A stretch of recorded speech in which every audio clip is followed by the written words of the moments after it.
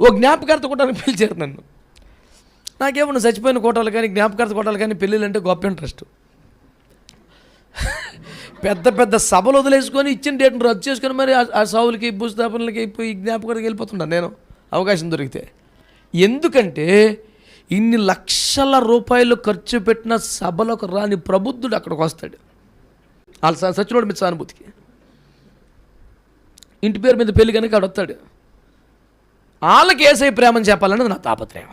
మనం 10 లక్షలు పెట్టి సభ పెట్టినాడు రాడాడు, అలవా ఇవన్నీ మాకు చదివించారా దేవా అంటాడు. చచ్చిపోయిన సానుభూతిగా ఇంటి పేరు మీద బలాన్ని కూడా వస్తాడు పెళ్ళికో సావుకే. అప్పుడు ఏసై 4 మాటలు, అయ్యా నీకోసం చచ్చిపోయాడు, ఏసై మంచి దేవుడు, అయ్యా ప్రేమ కలదు 4 మాటలు చెప్తే ఏదైనా ఒక మాట ప్రభు దగ్గర వస్తాడేమో నాకు ఆశ, అందుకని వదిలిపెట్ట. అయితే ఒక కూటానికి వెళ్తే ఆ సచ్చినోడు ఒకడు తాగి తాగి తాగి చచ్చాడు. ఆడికేమో జ్ఞాపకార్థ కూటం, స్పీకర్ ఏమో నేను. నాకేం తెలుసు జ్ఞాపకార్థ కూటం అనేప్పటి నాకు ఉద్యోగం వచ్చింది. సరే ఎన్నడూ దొరుకుతాడు కదా అని చెప్పేసి అక్కడేమో అతడు కొనిపోబడక మునుపు దేవునికి ఇచ్చిన సాక్ష్యం పొందిన కార్డు నాకు పంపాడు. ఎంత పరిశుద్ధుడు, హనోకు తర్వాత ఈడే కదా. నేను ఇంకా హనోకు హేబీలు ఇలాంటి పరిశుద్ధులన్నీ ప్రిపేర్ అయిపోయి వెళ్ళిపోయాను. ఇక వెళ్తాననగా ట్రైన్లో కూర్చొని ఫోన్ చేస్తా ఆడా తాగి చచ్చాడు, నువ్వెందుకన్నా అలాంటి దగ్గరికి వస్తున్నాను. చంపేశావురా, నాకేం తెలుసు, నేనేదో 10 మందికి సువార్త చెప్పుకున్నామని ఆశ మీద ఉన్నాను అన్న. చాలా ఘోరం అన్న అసలు అబ్బా అన్న. ఇంకోటికి ఫోన్ చేశా, ఈడేమన్నా దుర్మార్గుడు అసలు చెప్తుంటే వాడు సేమ్ రిపోర్ట్. ఓహో సరే తప్పదు. లోకల్గా ఏ స్పీకర్ కూడా దొరకలేదంట. ఆడు తాగి తెచ్చాడు, మనం ఏం చెప్తామని ఇప్పుడు రాలా. నన్ను వైజాగ్లో బుక్ చేసాడు. ఇక చూసుకో ఏసయ్యా మరి సిక్కులో పడ్డాను నేనా ఆ తాగిపోతుండి. వారు మహిమలో ఉన్నారని చెప్పలేను. అలాగని పెట్టింది ఆదరణ కోటం. వాడు గ్యారెంటీ నరకంలోనే మీరందరూ ఏడటం వేస్ట్ అని చెప్పి వీళ్ళకి చెప్పలేను. నన్ను కొంచెం తెలుగులో బయటపడే ప్రభు అని ప్రార్థన చేసుకున్నాను. ప్రార్థన చేసుకుంటే యేసు అన్నాడు, మాస్టర్ నిత్యత్వానికి వెళ్ళిపోయారని చెప్పాను. వాళ్ళ కొడుకులు ఇద్దరు విజిల్స్ కొట్టి చెప్పలు కొట్టి అందుకే కేకేశ్వర శాస్త్రి గారిని వైజాగ్ నుంచి రప్పించాము ఎందుకు అనుకున్నారు. మీరందరూ ఏంటన్నారా మా నాన్న గురించే నిత్యత్వానికి వెళ్ళిపోయాడంటే నా భాష ఏంటి, నరకం కూడా నిత్యత్వమే కదా. నేను అబద్ధం అనలేదు, మాట్లాడికి అర్థం లేదు, దేవునికి స్తోత్రం కదా. నేనేమంటానంటే అందరూ చచ్చిపోయినోడు గురించి మాట్లాడుతుంటే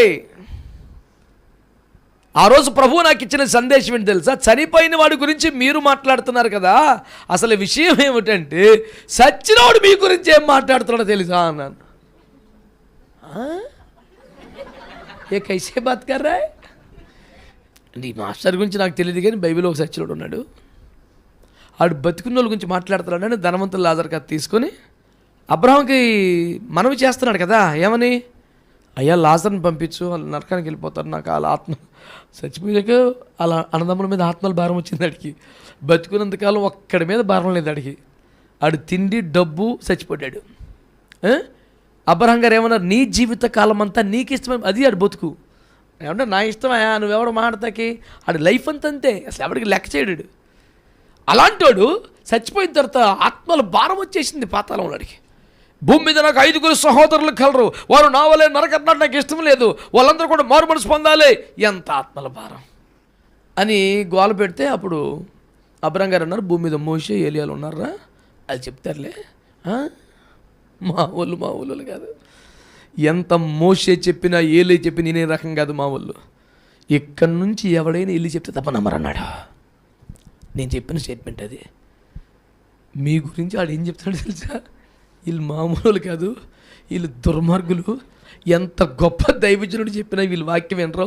చచ్చిపోయినాడు వచ్చి నా కుమారుడా మనవడా నువ్వు వెళ్ళరా చర్చికి అంటే అప్పుడు వస్తాడు వీడు చెప్తున్నాడు, నువ్వు మా నాన్నగారు చాలా మంచివారండి, ఎంత సహనమూర్తి అంటేనండి, అసలు ఇప్పుడు మమ్మల్ని ఇలా కొట్టలేదండి, అందుకే తాగాం.